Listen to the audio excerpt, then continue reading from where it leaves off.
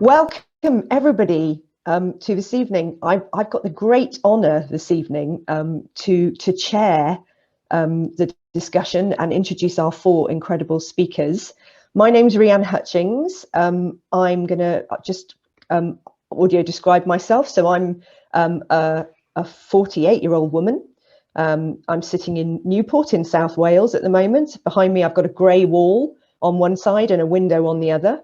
And I have shoulder length reddish brown hair in a bit of a curly bob, and glasses, black glasses on, and a black t-shirt and a scarf because it's a little bit chilly in here today. So just for those of you who don't know me, and it's lovely to see, I can see we've got some familiar faces here today, some Welsh people even. It's very exciting. Come on, the Welsh. So, yes, my background is as an opera director. I'm currently the Chief Executive Officer for Anthem Music Fund Wales, which is a new organisation and a new role for me in the last year. And in that role, we're looking at youth music in Wales and supporting young people to get involved in music as early as they can in their lives, and to get involved so that it makes a difference to their lives. Before that, I was running a company here in Newport called Opera Sonic, which I'm still supporting. And before that, I was working for Welsh National Opera, running their outreach youth and community programme. Yeah, many hats over the years in opera, but a huge passion for participatory opera and for this, what we're calling this evening, collaborative composing. It's something that I've done a lot through the work that we did at Opera Sonic and also at Welsh National Opera. And we've got four amazing guests here this ehning. And what we're going to do is start with some views from our four panelists today on collaborative composing, whatever that is. And I guess we're looking at that from the viewpoint of Snappy Operas and the work that Mahogany Opera Group has done around creating compositions with young people, with groups of young people and composers. But we're also looking across the sector at what else is going on. So although we're taking the Snappy Operas as our starting point, please, when we get to the discussion later on, bring your experiences with you. Tell us what you've been doing. We're asking the questions like, how does it work? Why do we do it? What value does it bring to us as artists, to the participants, as fledgling composers? And what's the future maybe for this kind of work? Where do we want to see it go?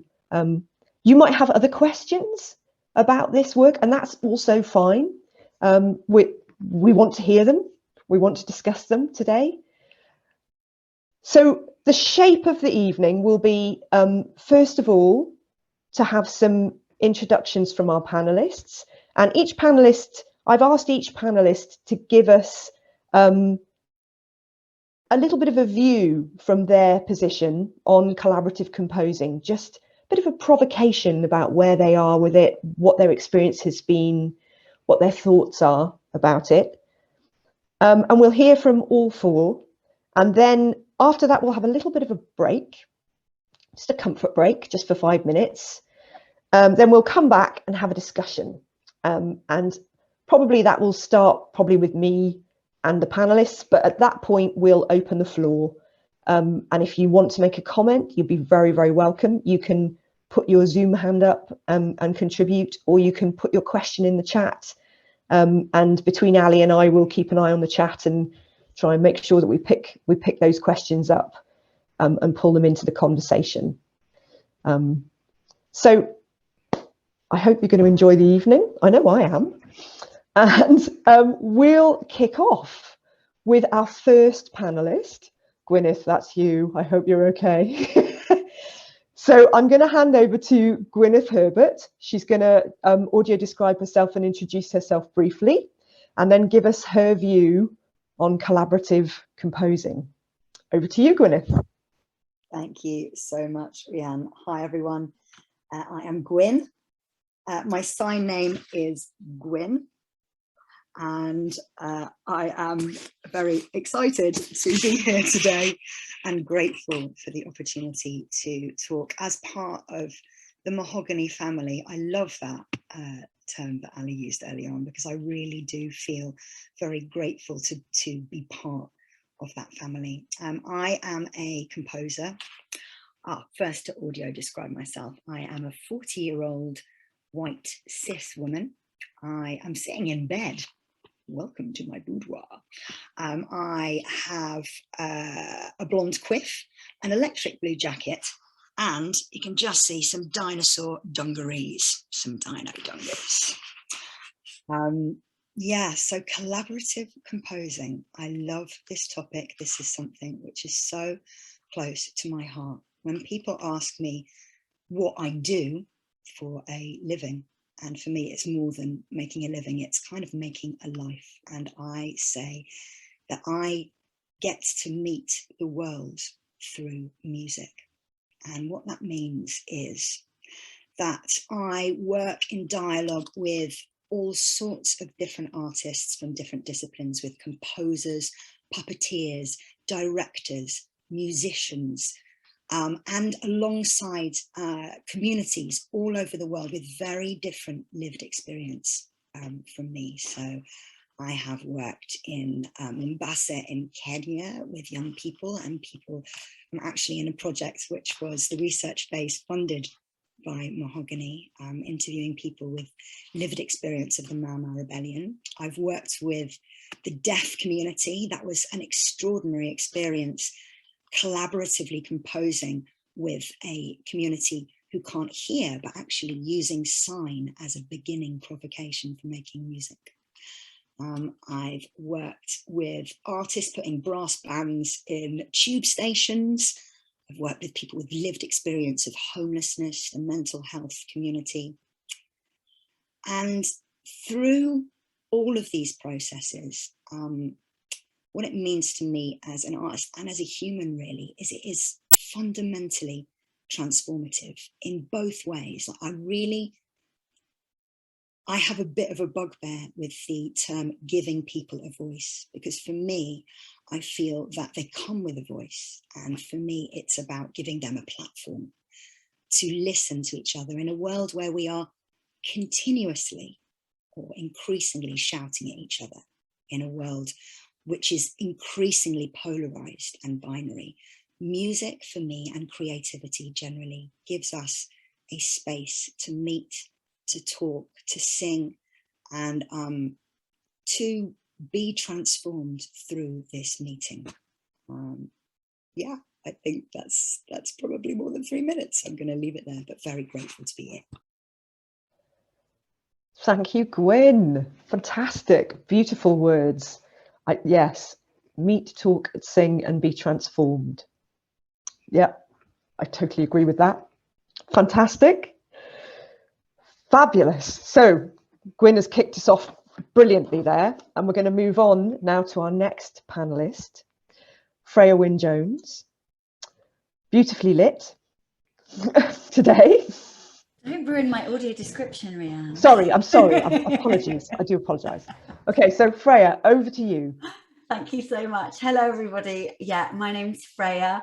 I am a white cis woman in my mid-30s. I have shoulder-length blonde hair, which is a bit wavy today, with a full fringe. I'm wearing some bright pink lipstick and earrings that match.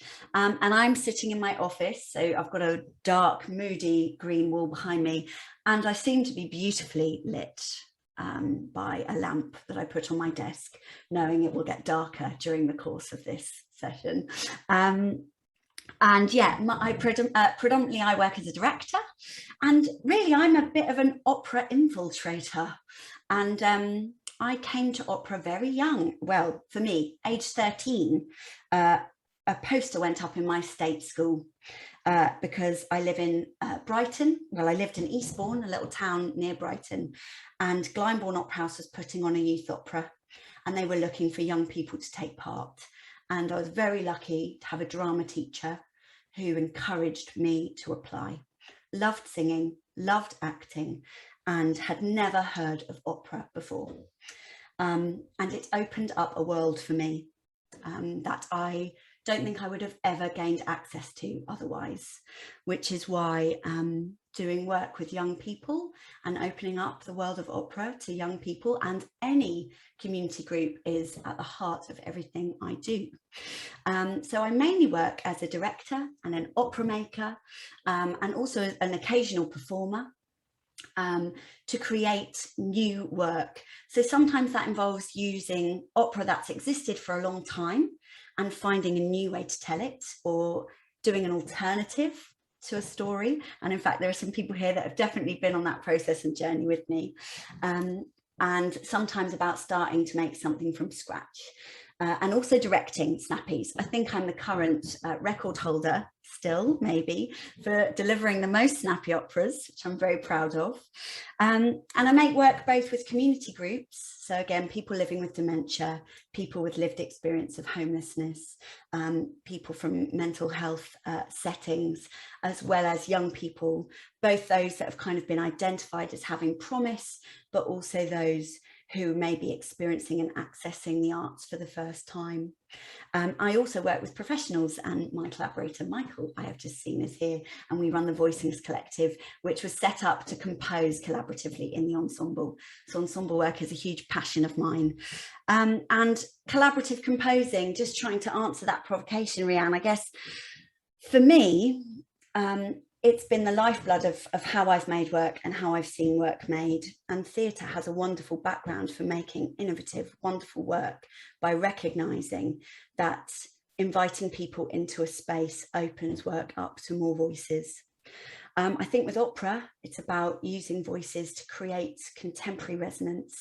So infusing work with contemporary resonance and allowing people to say what they want to say. Opera is full of amazing hooks, but there's plenty that still needs to be said and plenty of ways that we want to reclaim some of the work. And I think collaborative composing really allows us to do that.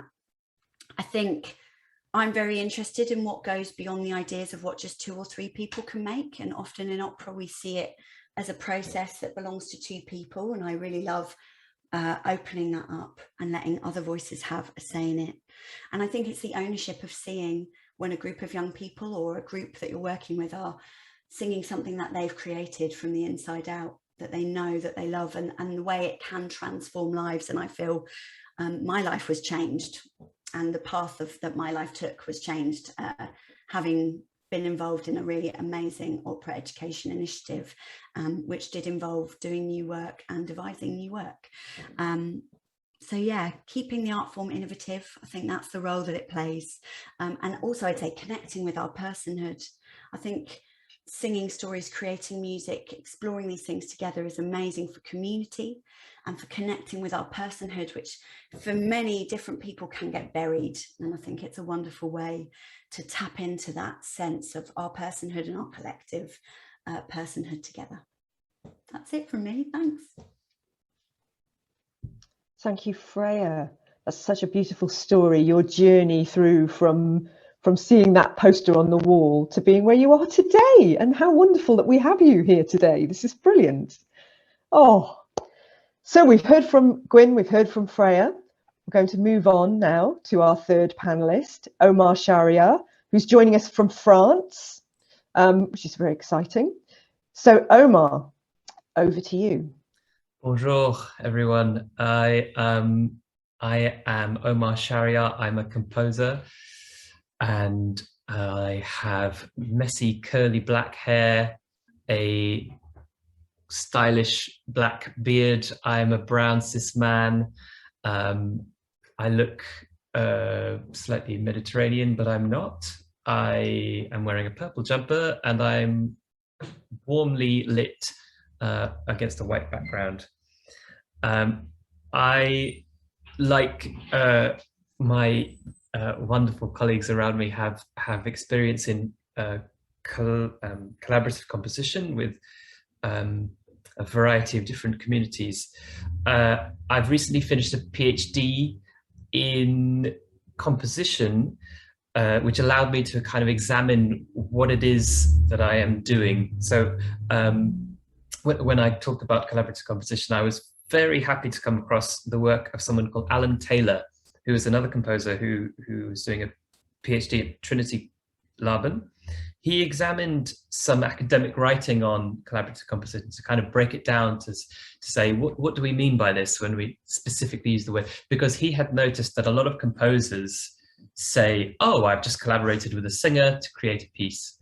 And in examining what it is that this composer said that they'd done, what they had actually done was to take a piece to a singer, put it in front of them, the singer would sing the song, and then the composer would say, well, wasn't that a lovely collaboration? So actually breaking down what it is that composers are saying when they're saying collaboration.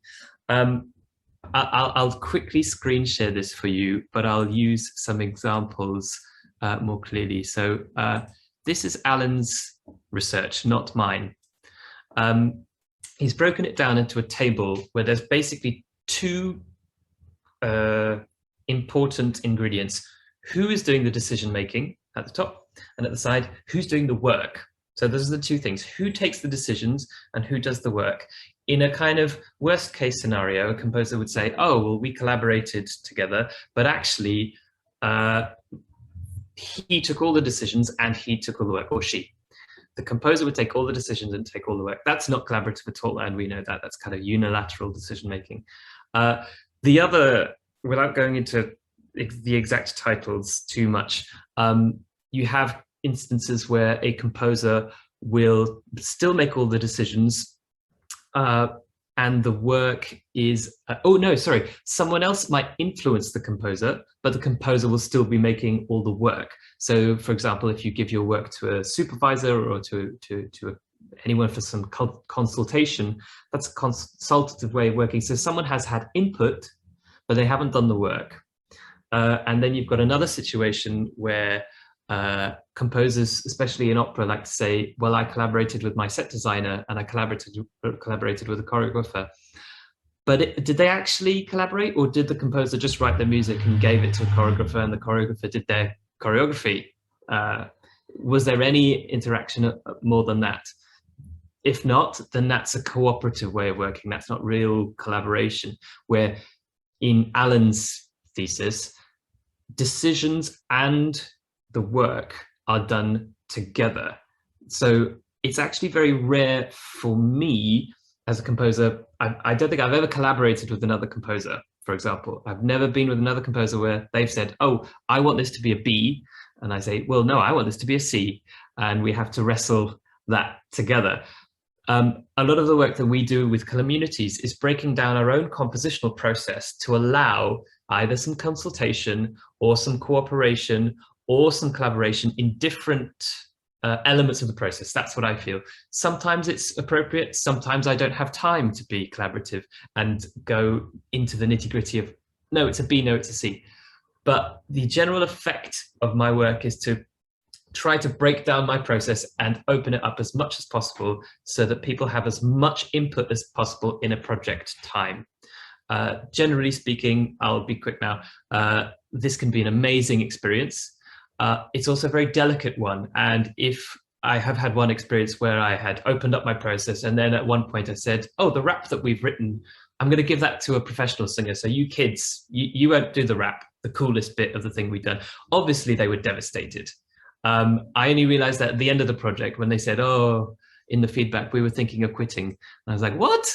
And then they showed me that I had unilaterally made a decision that kind of really almost ruined the process for them. So it's a very delicate decision. It's not random. It's very skilled, very important. And last thing I'll say, I think it's the future of the way composers can actually make a living. There we go. Omar, thank you so much for that. And thank you for sharing that. I think, you know, there's definitely a discussion to be had in a little while about knowing what you're doing in the room and knowing what you're offering and being clear about what you're offering, maybe at different points. So I'm sure we will come back to that. Somebody's asking whose PhD you were sharing, Omar. So if you put a bit of information in the chat about that, that'd be great. And I'm going to move on now to our final panelist. We're going to Scotland now, to Mr. Stephen Deazley, who has had a big involvement in the Snappy Operas. Stephen, over to you. Thank you, Rhian. Thanks everybody else for your provocations and your thoughts too. It's really nice to be here from Edinburgh. I am Stephen Deazley. I am a white cis man. I am in my 50s, early 50s. I can't quite remember what age I am. 52, I think. I have grey hair and a variation of a beard that's been changing in lockdown for the last 19 months, and now it is a kind of goatee form, and it's just because I've been really bored living on my own for such a long time, so I keep changing my face. I'm wearing a black t-shirt and I'm sitting in the most colourful bit of my front room in Edinburgh, and I think because I'm probably living in the most northern part, I'll have more light than you will throughout this session. It's really lovely to be here. I wear many hats. I'm a composer, I'm a music director, I'm a facilitator of kind of creative practice, and essentially within this family, I'm the music director for the Snappy Opera program and been really fortunate to be working with it from the start. That means within the context of Mahogany and Snappy that out of the 12 Snappy Operas that have been developed, I have been in the creative process for 11 of them, and we're working with 11 different creative teams. And that brings me on to the first reflection today, which is picking up on lots of things that Omar has just talked about, that collaborative composing is not a singular entity. It is a million different ways of working in a million different contexts. And that includes your commissioner, your producer, your partner, your creative team, your participants, of course, which is the center of all of the work that we do. And one of the tensions, I'm just going to talk about some assets and tensions that I've sort of discovered over the last couple of decades of work. And one of the tensions that I find myself having to address is with a view to people who are running projects or commissioning projects, that they're not entirely clear what they want their outcomes to be, nor do they have the language necessarily to articulate what they want those outcomes to be. They just think that collaborative composing or collaborative making would be a good thing. And of course it is a very good thing.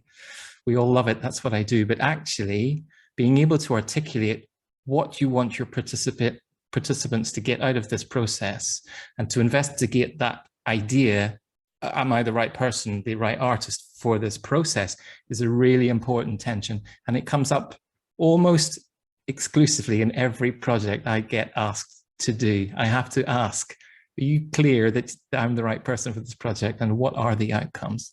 So that is a tension for me. One of the reasons I do it, and what I've discovered for myself as an artist, as a practicing artist, through collaborative working, is that I completely reject the romantic notion of the artist as fully formed and infallible.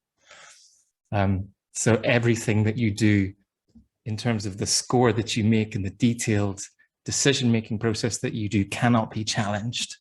It absolutely can. And there are very few among us who have the authority and the genius to stand on a platform and say, yes, this work cannot be touched. It is perfect. Of course it is not. And my experience has been enriched.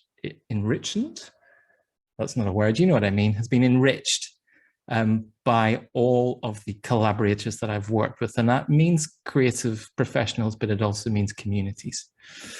I'm going to talk about some of the assets I think that as an artist are required assets when you're working in a collaborative space. One of them is curiosity. That, of course, is the bedrock of all artists' work, I think. But curiosity about the people you are working with. Generosity is another asset, I think, which is a required asset for anyone who wants to work in this world. Trust and patience. And I mean by that, trusting the artistic process and also the nature of communication and collaborative dialogue. And I think it was Gwyn talked about dialogues being essential part of this world of work. And I think it absolutely is. And when you couple that with patience to allow a creative process to unfold, those trust and patient things go hand in hand. I know we've only got 3 minutes, but there's such a lot to say. One of the other tensions in the making of new work and collaborative work is the tension between the local and the universal.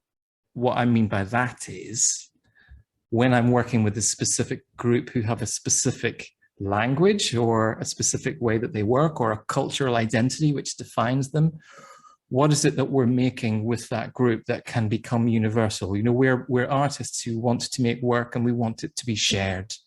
So how can I make something within a community context which is defined by that community and defined by our dialogue and cooperation and collaboration that can also be universally shared? It feels to me, just to debunk that tension a little bit, that the answer to that is this idea of the authentic voice. So anyone who's worked with young people or communities will know that you can't fake anything. You know, a group of children will know that you are faking if you don't bring an emotional honesty to a space and an authentic voice.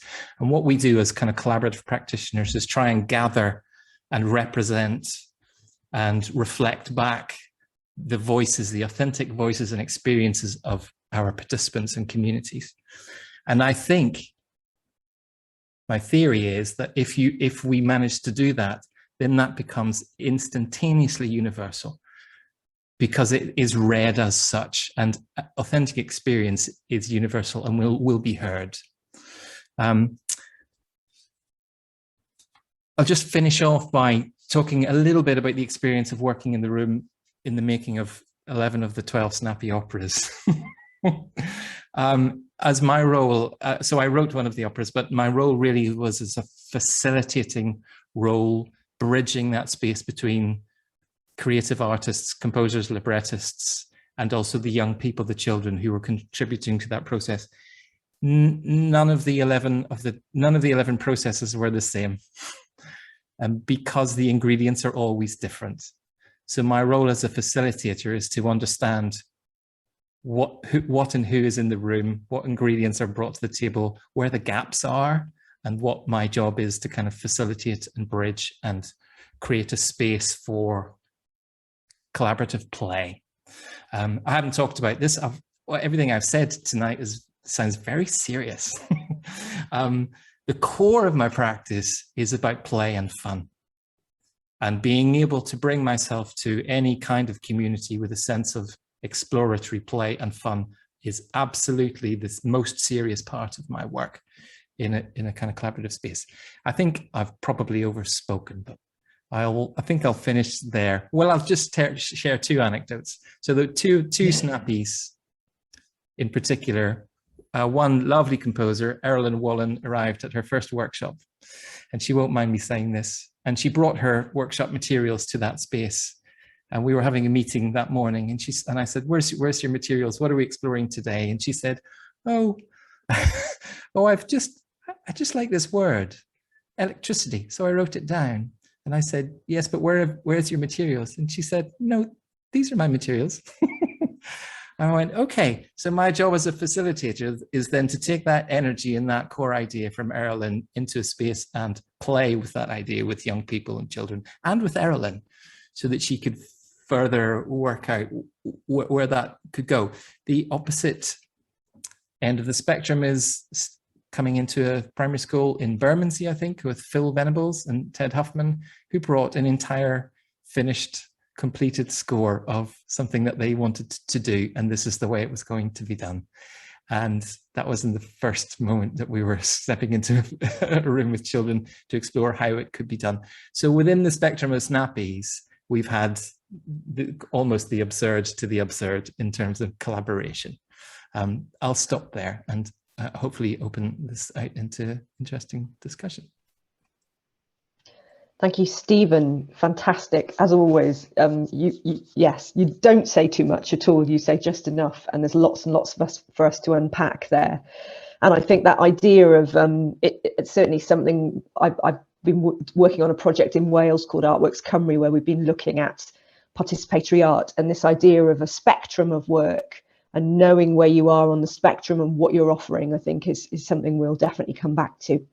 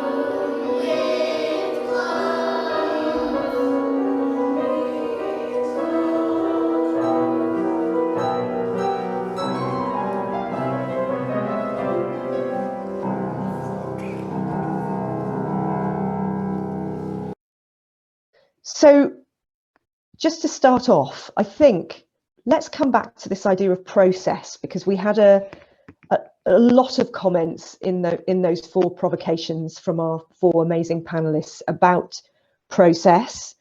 Gwyn was talking about dialogue, this idea of a dialogue in the process, in the way that she makes work. Freya was talking about opening up process as much as she can, so that people can have an input into it and an ownership in it. Omar was obviously talking about interrogating his process, his composing process, and breaking it down. And Stephen as well was talking about that idea of what is the process, what are the outcomes, how do you arrive at a process, and what are the different ingredients that you might need in that process, and that they might be completely different depending on who is involved. So I wondered if any of my 4 panelists, have you got anything else to reflect on in terms of process, in terms of what you've heard from each other about that, and in terms of what you do in your work? That's an on-the-spot question there. It's a tricky one, I know. I'll jump in. Or any anecdotes that you'd like to.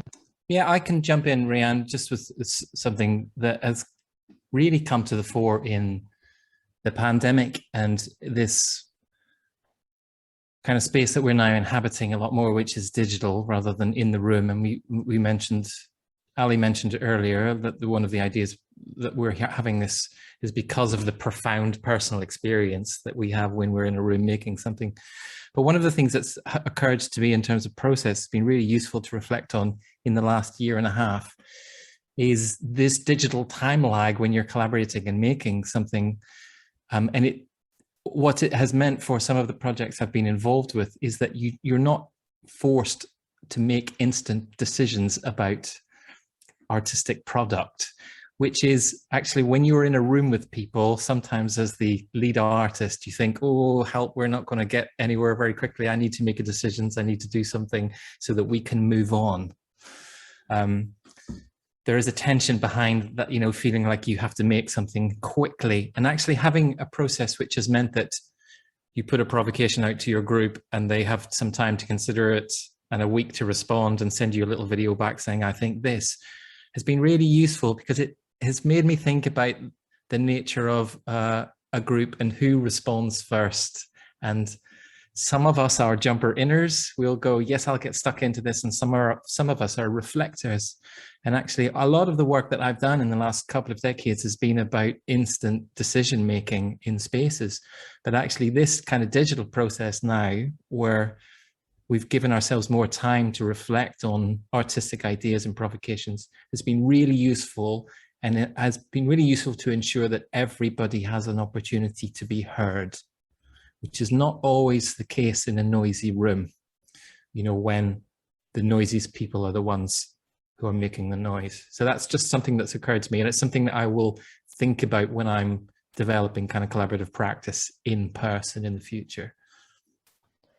Yeah, I think that's absolutely fascinating. I mean, you're right. You know, the spaces that I've been in with 30 kids when we're making work, you move quickly, and you generally move quickly because you have to, because you need something by the end of that half hour that you've got them for. But that chance to think slow, or to reflect and yeah, really just spend some time is great. Gwyn, do you want to jump in? Just Freya, want to go first? I think she had her hand up first. No? Okay. Yeah, I love that, Stephen. And I kind of wanted to come back to something that you said, which just resonated profoundly with me, which was the word play, and play within a room space, and play within devising, kind of within a room. As somebody with a jazz background, improvisation is very much part of my devising language, and kind of having that shared space opportunity to respond musically to physical movement, to design, and to really be kind of intrinsically responsive within that space. And how does that change within digital space? From my point of view, just to speak to that idea of the loudest people speaking, and within shared space, I love to have exercises which both tap into individual experience, then kind of take to small group kind of dialogue, and then think about how those groups talk to each other, and then finally kind of create something which is collective and yet reflective of all of those individual voices. And I'm working on a project with Urban Opera at the moment to make community opera for London Borough of Culture. And we're meeting every Saturday, and the group is growing slowly over time, which is really beautiful. And we have these lags between weeks where people can kind of go and be their own field reporters out, collecting sound samples, collecting stories, collecting design ideas from their environment, and feeding them back into digital space, which then can inform the devising or creative process for the next week. And that luxury of fluidity of time, the beauty of the gift of the lag, gives me a bit more time to kind of respond to those ideas that are trickling in. And that's something which is kind of new as a result of working in this way during the pandemic, and pretty exciting. That's great to hear, Gwyn. Just apologies if my sound is not good. Hopefully it's a little bit better now. Is it, Ali, or not? Okay, dodgy. Okay. Let's stop hearing from me then. Freya. Thanks, Rhian. Yeah, I'm really interested, and I think, Gwen, what you've just said as well about finding opportunities to allow an individual response versus a group response versus a whole response is really valid in how you try and make sure every voice is captured. I guess the thing I was interested in just talking about when we think about processes, I mean, you have to, the product, and as Stephen mentioned this earlier, like who's commissioning you, who's doing, what's the project, what's the outcome of the project, has a huge impact, obviously, and I think really impacting, you know, timescales to how much you can unpack this process of bringing people in.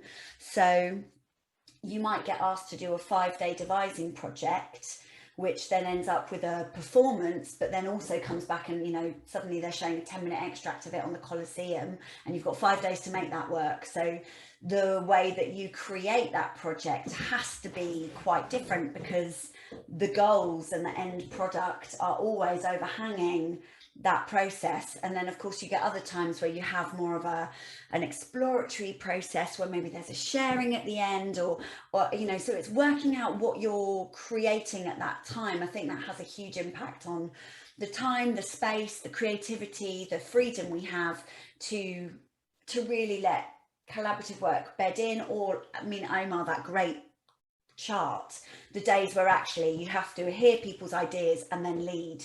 So I think that really comes into it when we're thinking about how we look at collaborative stuff. And I think post-pandemic, you know, there were so many different models for that, and I'm sure, sorry, pre-pandemic, so many models, and post, there'll be even more options now. So that will be a really interesting thing, and whether people will decide to try and give stuff more space, or whether actually we're still going to see some people that just want those quick, fast taste projects, which are a first access. Excellent, Freya. Thank you. Omar, do you want to respond? Just on the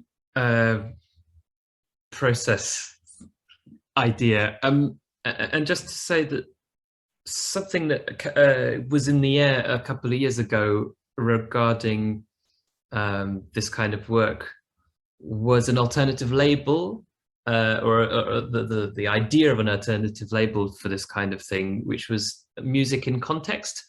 I think participation suffers a little bit from the theatrical participatory performance, where in terms of a label and the baggage of that label, you know, you go to a show and then the performers go into the audience and they start bringing the audience up on stage.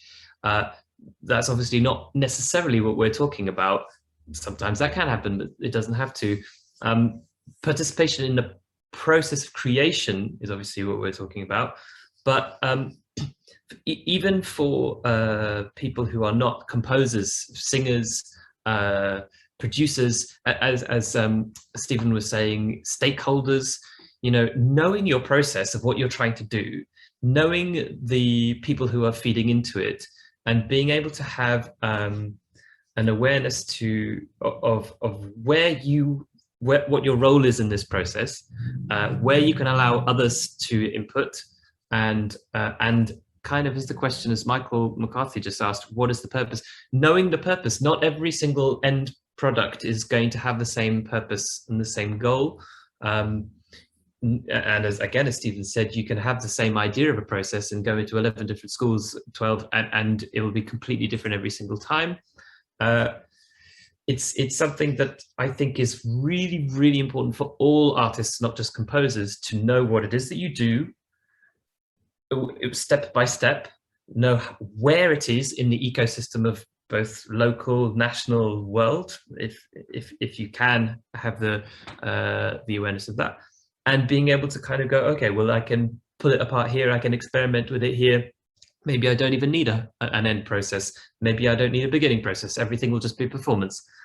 You know, but being able to experiment with that is a way in which, certainly when it comes down to COVID, which was the thing that triggered this thought, and confinement, I think an essential approach that musicians need to think of what it is that they're doing. We're not just making art, we're making art in a context. What is that context? How does that context change in order to survive? Because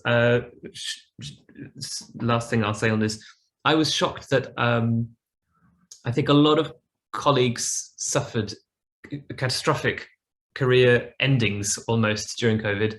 Not me. I was totally overwhelmed by all the work that everyone was not getting, because everyone was coming to me, and not everyone, enough people to make my life actually very painful during confinement, because I was overworked. I've often complained to companies to please use other people. I don't like this kind of over-reliance, because there are so many wonderful artists out there. But I think my point is that if you have a certain approach, a skill of analysis of where you are, what you're doing, and being able to adapt those things, it puts you in good stead to work with as wide a range of people as possible. Thank you, Omar. Could I just pick Stephen, up on? Yes, yeah. please. Just a little additional thought to Omar's really lovely point. it was something I was going to talk about earlier. The work that I do and the work that artists do in collaborative spaces, music in context, art in context, is a practice in itself, and it has to be practiced. You know, you can't, as a composer, step into a room and suddenly do a collaborative project if you've never done it before. That's absurd. It's an absurd idea. So actually the way I work is exclusively my work. You know, that's the whole context for my work. And I practice it almost every day. And I think we have a communication problem with commissioning bodies in some ways, and an identity issue with commissioning bodies and producers of these kinds of work that think that anybody can do it. I categorically tell you they cannot. You need required assets. You certainly need the skills. You need all that kind of soft human assets, but you also need to practice your art. And actually this collaborative space is an art in itself. And that's very rarely articulated. Yeah, I think that's absolutely right, Stephen. It's a practice. It's participatory practice. You need to be doing it and knowing, bringing all your experience with you, bringing your kit bag of all the stuff that you've learned throughout the years that you've been in that space. I think there's a really interesting thing here about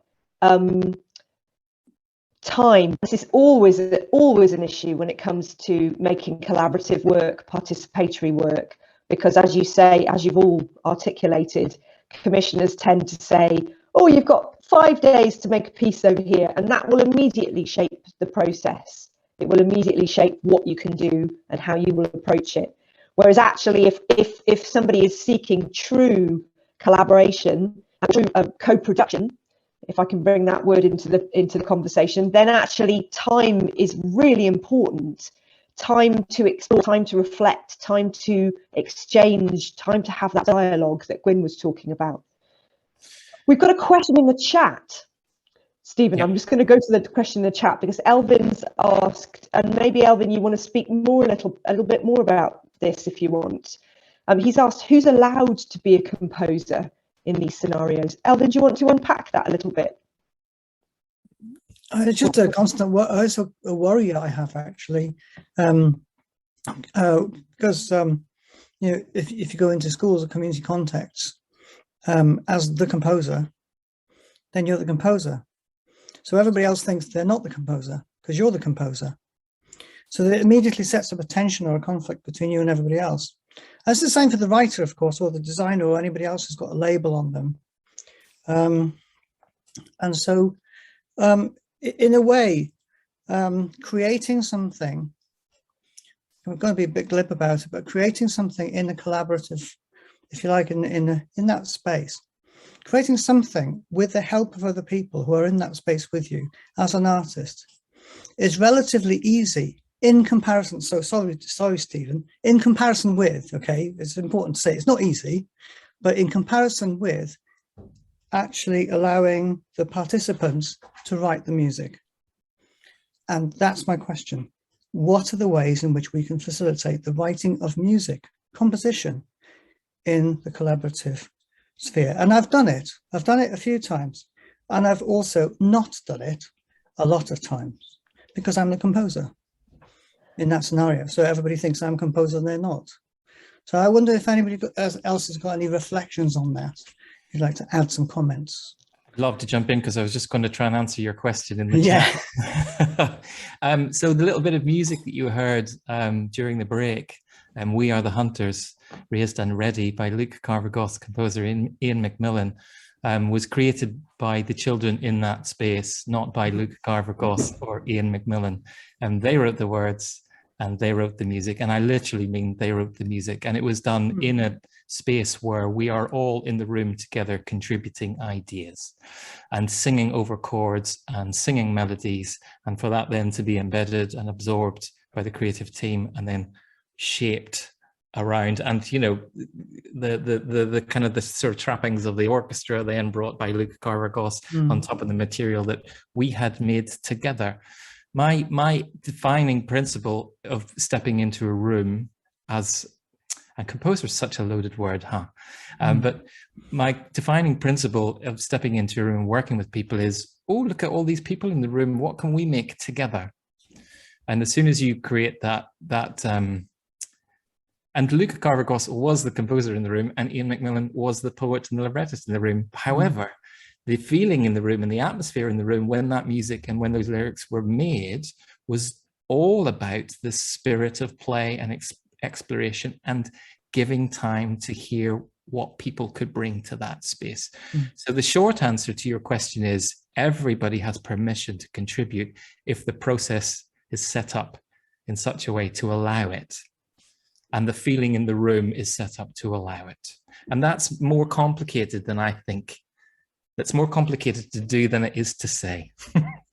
Well, can I come back on that? Because that is my question, is absolutely that. So how did you do it in that space?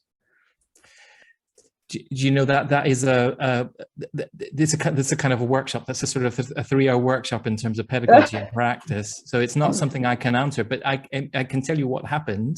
There were whiteboards, there was breakout groups. There was a moment when everyone literally sat around the piano and Luke played a chord and played a rhythm and somebody sang in the words over the top, literally improvising, as Gwyn said, using that kind of space where improvising a melody over words that we have all defined as being the words we want to set. People contributed and had a sing, and then it became sort of part of the work, so kind of embedded. So really all about play and space and listening. What's really interesting, sorry, I'll just finish this tiny little point. What's really interesting to me in a collaborative space when you're a facilitator is paying attention to what your group, not what you ask of them, but what they ask of you. Like the way they ask questions and the way they frame the discussion and dialogue is really, really critical to how rich a collaborative process that can be. If you go in with an idea of what you need and what you want, you're going to get what you need and what you want. But that's not a collaborative space. If you go in and create a space where people are asking questions in interesting ways, then you go off in diversions. And, when you get a diversion or a tangent that you weren't expecting, that's where the magic is as an artist, I think. Okay, so there we were talking about process. Stephen was telling us exactly what happened in the room when he made the Snappy Operas and how people compose. So Gwyn, over to you. What did you have to respond to? Thank you. I really love this question. Who is allowed to be a composer?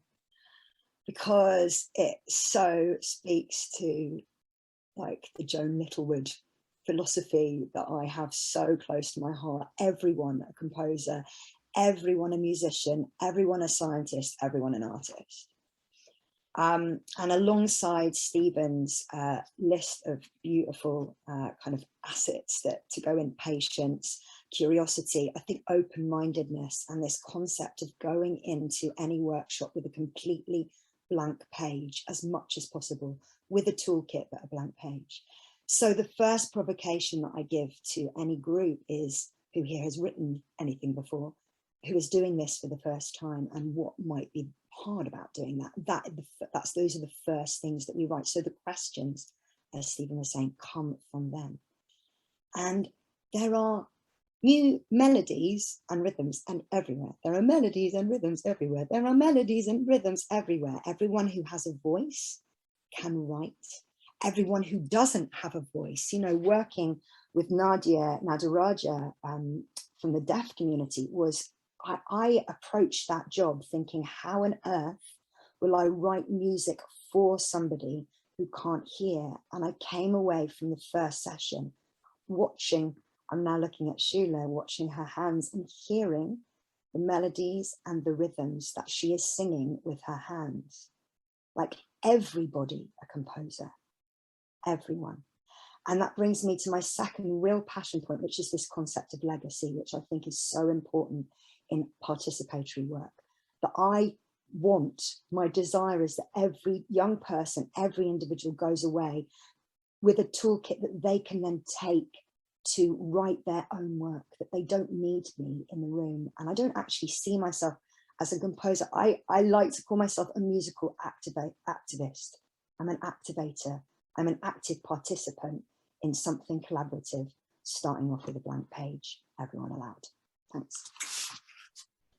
Brilliant, Gwyn. I love that. Freya, Omar, I don't know who put their hands up first. Maybe Freya. Go on, Freya.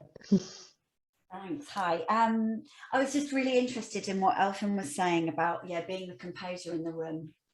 And we, as part of the Snappy Opera, but as our other work, we train facilitators and artists a lot in how to deliver this work. And a really important part of it actually is that you are allowed to be the composer in the room, and you're still allowed to let other people into that process.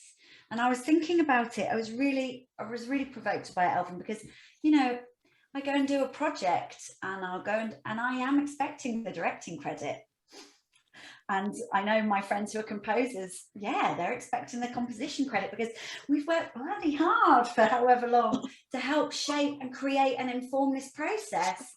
And like Stephen said, that's a skill we've honed. We've honed our skill in how to direct and help an ensemble bring a piece of work to life, and to bring it to life in the best way possible. And I'd say that's one of the things that we do, is we help guide them so that they succeed, and we help inform them and interrogate and question so that the choices that they make can create a piece that feels like one piece. Because of course, so many voices in a room, you run the risk of it lacking that consistency. And I think that that's a really vital role that we can play, and it's one that we should play. And as Gwyn just said, for me, I then want them to then go, they can go and do this. You know how to do this now.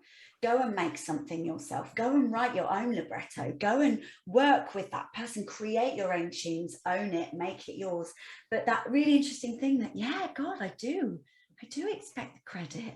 Oh, and that's not to say that I haven't let those young people devise with me, be my assistant directors, stage stuff themselves, but I've helped them. I've held that process, and I would hope that any artist we work with know that they can and they must hold that process, because that's how you create work. That's going to incentivize those young people to create work again and again and again.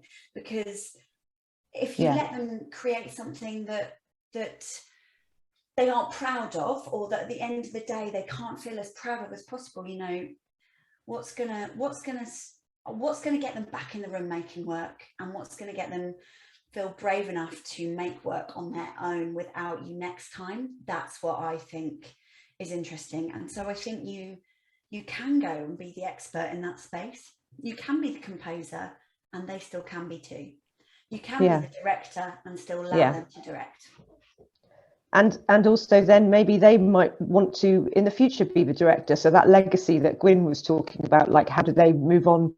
I had a fabulous moment in a school in Cwmbran, right in the middle of the estates, where we were making a piece of, we were making an opera based on a tale from the Mabinogion, from the Welsh book of legends and myths. And I mean, it was incredible. I had this young lad who we'd been working with all week, and he'd made some music, he'd made some writing, and we were making some art to go with it. And I was sitting making art with him. I'm not a very good artist, I have to say, it's not my forte, but I was having a great time with him, and we were chatting, and he was telling me the whole plot of Endgame, of Avengers Endgame, or whatever the film was that he'd been to see.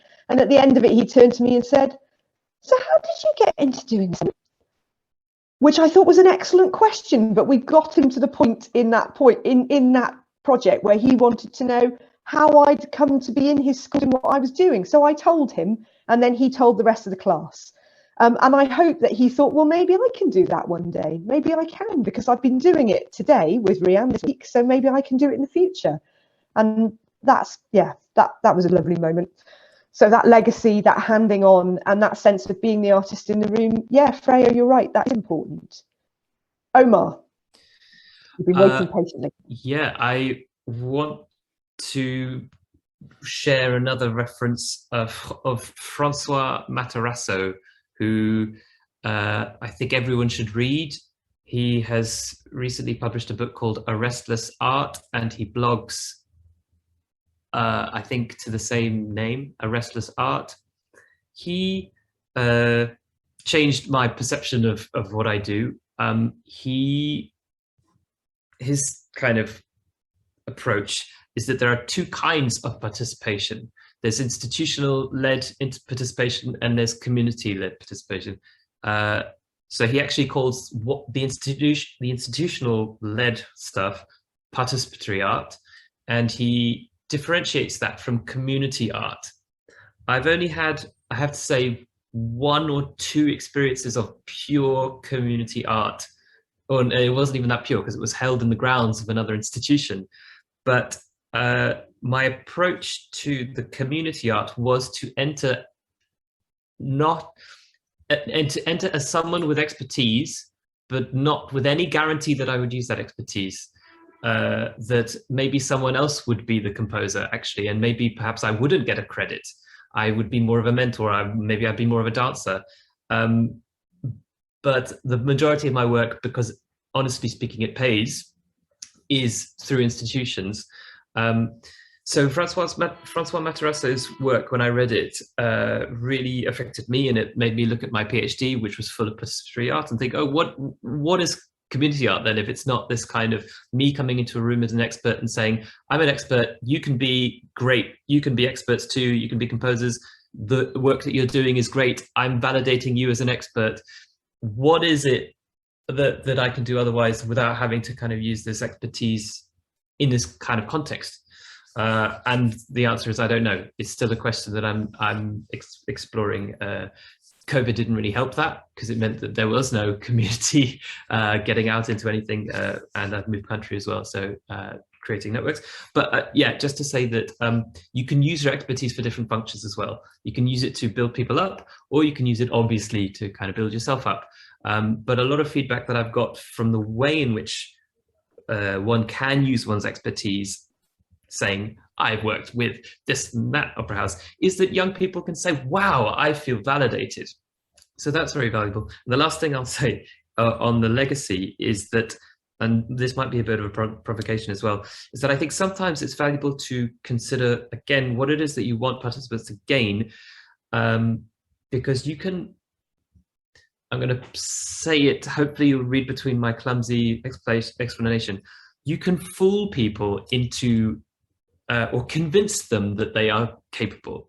As I was convinced when I was 7 years old, and my mum facilitated me and my friend, Japanese friend Tomikaz, whose English wasn't very great, in the facilitation of writing a song, which we won a national competition for. I left that experience thinking, wow, I'm a national winning songwriter. Of course, my mum basically wrote that song, but I was so convinced of my capability that I started writing songs ever since the age of whatever it was, 8 years old. So I think that to be able to convince people, whatever the actual process is, that they're capable is kind of the greatest thing, whether or not they become musicians or whatever, but you're capable, you're good. Go out there and do whatever you want. So that's kind of a I don't know, semi-provocation to put out there as well. Definitely. And I think that kind of feeds quite nicely into a question that Fleur has put into the chat. And Fleur, I don't know if you want to talk a little bit more to this, but she's asking about what's the life that and it comes back to the legacy question that Gwyn was saying. So is the reason we do this work just so that things can happen in a very particular local context and that people can have an outcome personally from it? Or should we consider that this work can have a life of its own? Should we going back to Stephen's point of like, how do you find the universal in this? How do we make this work last longer? Do we want to do that? Freya, do you want to speak to that? I was just going to say it's something that Snappy Opera has done very well. So, we all do so many different projects and there are different outcomes, but, Snappy Operas have been composed by a class and then have been performed by many, many, many other classes, other areas, you know, it's gone across the country.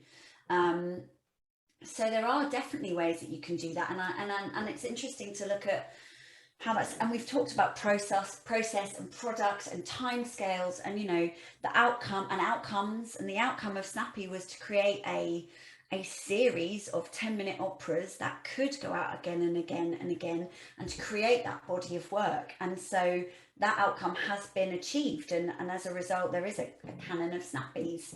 I guess what's interesting is, can those Snappies will those Snappies get taken on by anyone outside Mahogany, and whether that's an ambition of Mahogany or not. But that's an interesting point, of course, because I agree, when everyone does new work, you know, whether it's huge scale, big opera house commissions or those 5-day projects, there's always that idea of how and where can you get this performed again, especially with the investment gone into it, which is something we haven't talked about. You know, long projects, the investment behind that is huge. So but yeah, Snappy does do that, so we should talk about that. Excellent. Stephen, I know you've been waiting patiently, but I can see that Philip is coming. So Philip, would you like to contribute? Yeah, finally unmute.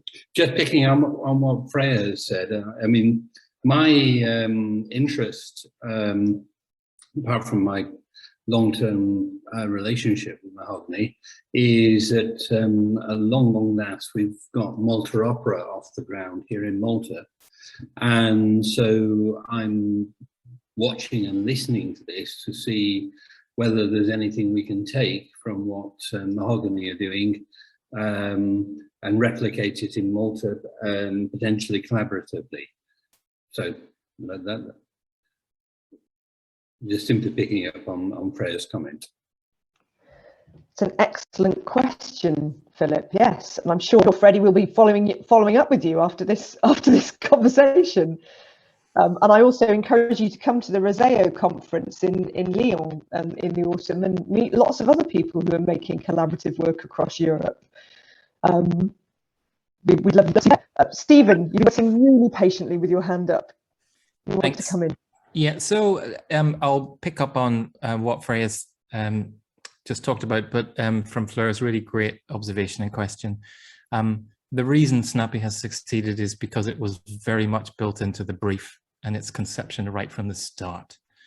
So before any work was made, before any words were written or music was written, we were in a classroom with young people, knowing that whatever these young people were making, other young people would sing it and would perform it and would take it on.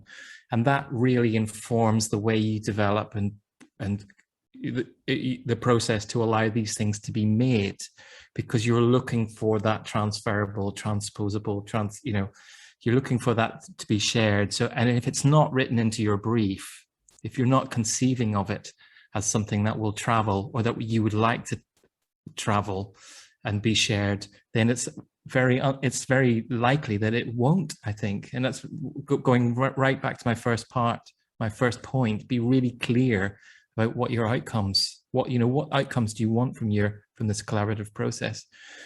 I'd also just like to pick up again on Elfin's question and observation, and this picks up on something that all the panelists have talked about, specifically to do with legacy and what are the things we want to leave, and how do we turn people into instant composers. And one of the strategies I observe myself using is modeling participation and modeling play. And I talk about play a lot because that's what I do.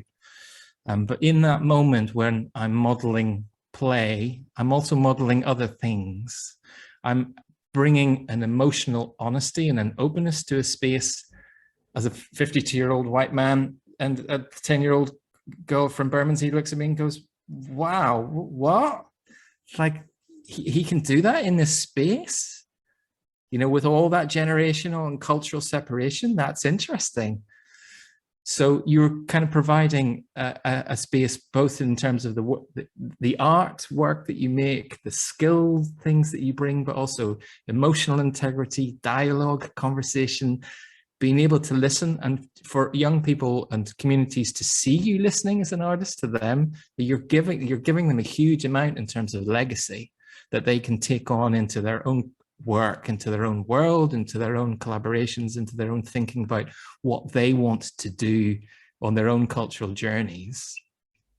And so that's sort of modeling that kind of intensity of offer, you know, the simplicity of being who you are, because we don't, you know, that's really hard for us, isn't it, as humans, to be in a room and go, this is who I am. That's how it works. This is what you get. What you see is what you get. And to be totally honest about that, that I think is a great gift to a kind of a community or a collaborative space in terms of legacy. Oops, this is noisy Edinburgh. Sorry, that's the opera police coming to take me away.